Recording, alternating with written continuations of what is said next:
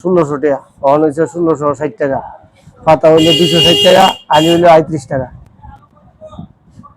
150 টাকা দাম বাড়ছে। মুরগির খাওয়ানোর দাম বাড়ছে, কার্টনে 200 টাকা বাড়ছে, পাতাতে বাড়ছে আপনার 20 টাকা, আলিতে বাড়ছে 60 টাকা।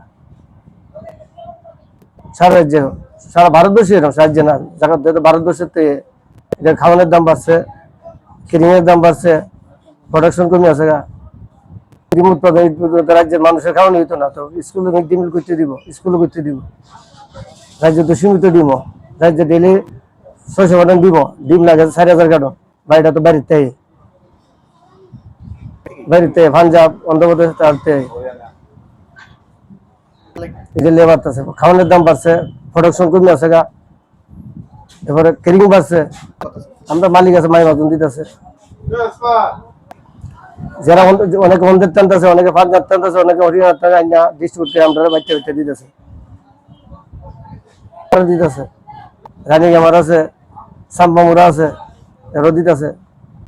হয়েছে 1720 টাকা, মানে কার্টন, এক কার্টন 1720 টাকা, 7 পাতা থাকে। আর আমরা পাতা সময় ভাঙ্গা বেশি 260 টাকা বেশি, আর কার্টন নিলে 1740 টাকা বেশি। এটা হচ্ছে আমরা হোলসেল রেট। তারা খুচরা নিলে তো তারা বুঝতে বেচবো। আলি পড়তেছে প্রায় মনে করেন 35 টাকা আলি কিনে পড়তেছে, 35 টাকা আলি কিনা পড়তেছে। কিন্তু এরপরে পরে মনে করেন ডিম জিনিস নিতে গেলে পট করে একটা ভাঙবো, এটা তো গাতি রাতি দুই রেসেরই তারা ডিমটা বেচবো। 35-40 টাকা আলি খরচা করে দেবো, বেচতে হইব খুচরা। অক্ষণে পার কার্টুনে মনে করেন 260-70 টাকা বাড়ছে পার কার্টুনে। এক পাতায় মনে করেন 30-40 টাকা করে বাড়ছে এক পাতায় সারা রাজ্যে। একটু বাড়তি আছে, আগে মনে করেন 25 টাকা 26 টাকা আলি পড়তো, এখন একটু 33 টাকা আলি পড়ে আর কি পাইকারিতে। 33 টাকা 32 টাকা আলি পড়ে পাইকারি রেট। মোটামুটি পেটিতে 150-200 টাকা করে পাচ্ছে। তারপরে পাতায় ধরেন প্রতি পাতা থেকে 30 টাকা, আর আলিয়া মনে হয় 4 টাকা পাচ্ছে, 4 টাকা 5 টাকা দিতে পারছে। মালিকরা কইতেছে বাগার দাম কম, এবার রাস্তাঘাট একটু খারাপ আছে, জায়গার দাম বেশি, আর রাস্তাঘাটের অবস্থা খুব খারাপ, আইতে একটু সমস্যা হইতেছে।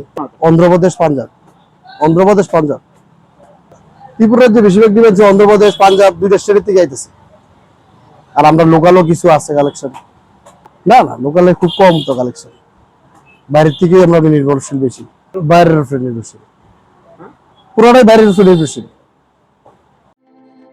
প্রত্যেকের জীবনের স্বপ্ন থাকে পড়াশোনা শেষ করে কর্মজীবনে প্রতিষ্ঠা পাবার। এই দিক দিয়ে আমি সফল শুধুমাত্র একটি কারণে, সেটা হলো আমার কলেজ টিপস, যেখান থেকে গ্র্যাজুয়েশন কমপ্লিট করে উচ্চতর শিক্ষা নিয়ে আজ আমি সফলভাবে প্রতিষ্ঠিত। টিপসে পড়াশোনা ছাড়াও নিজেদের কেরিয়ারে কিভাবে অনেক বেশি মাত্রায় সুযোগ পাওয়া যায় তার সবকিছুই হাতে কলমে শেখানো হয়।